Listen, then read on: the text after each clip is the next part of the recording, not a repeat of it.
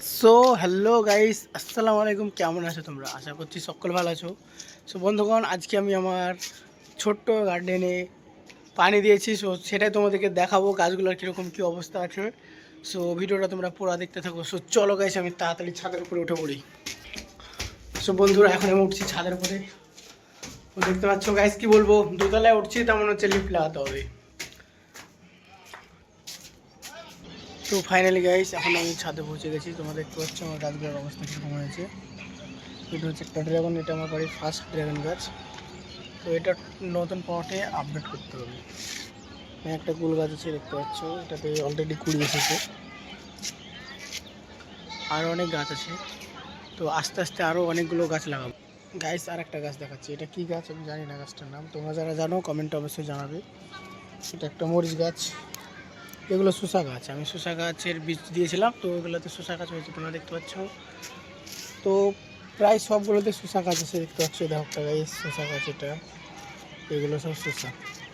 তোমাদেরকে আরও দেখাচ্ছি। সো গাইস, আমি প্রত্যেকটা টবে দিয়েছি শসার বিছুন। তো দেখতে পাচ্ছ, দেখো এখানে একটা। তো গাইস, আমি প্রত্যেকটা টবে শসার বীজ দিয়েছি। তো প্রত্যেকটা টবে তোমরা দেখতে পাচ্ছ, প্রত্যেকটাতে গাছ হয়েছে। এটাতেও আছে, এটাতেও, এটাও শসা গাছ, তোমরা দেখতে পাচ্ছ। তো ও সব কিছু আপডেট দেখার লেগে তোমাদেরকে কী করতে হবে, পেজটিকে ফলো করে রাখতে হবে। আর ইউটিউব থেকে দেখলে সাবস্ক্রাইব করে নাও, আর ফেসবুক থেকে দেখলে ফলো করে নাও, তো আমার রেগুলার আপডেট পেতে। তো আমি রেগুলার ভিডিও আপলোড করি। তোমাদেরকে যদি ভালো লাগে আমার ভিডিও, তো অবশ্যই পেজটাকে ফলো করে নাও, আর পারলে বন্ধুদের সাথে শেয়ার করে দাও ভিডিওটা। তো গাইস, এছাড়াও আমার কাছে একটা আছে, দেখিয়ে দিই। এটা কী গাছ বলো তো গাইস? আনারসের গাছ। তো এটা প্রায় 2 বছর ধরে আমার বাড়িতে আছে। তো এটাতে এখন অবধি কোনো কিছু ধরেনি, তোমরা দেখতে পাচ্ছ।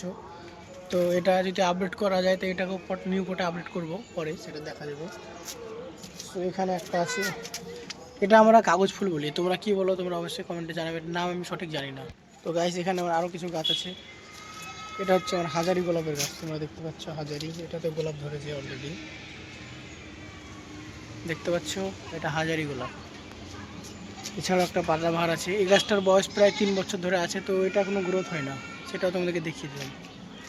এখানে শসা গাছ, তোমরা দেখতে পাচ্ছ। এখানে অনেকগুলি শসা গাছ হয়েছে, তোমাদেরকে দেখিয়ে দিই। এই গাছটার নাম কি আমি জানি না। এটাতে ফুল হয়েছিল অলরেডি, এটাতে কেটে দিয়েছি, বয়স হয়ে গেছিলো। এখানে আছে। তো গাইস, এখানে একটা ডালিম গাছ আছে, যেটা তোমাদেরকে এর আগে দেখিয়েছিলাম।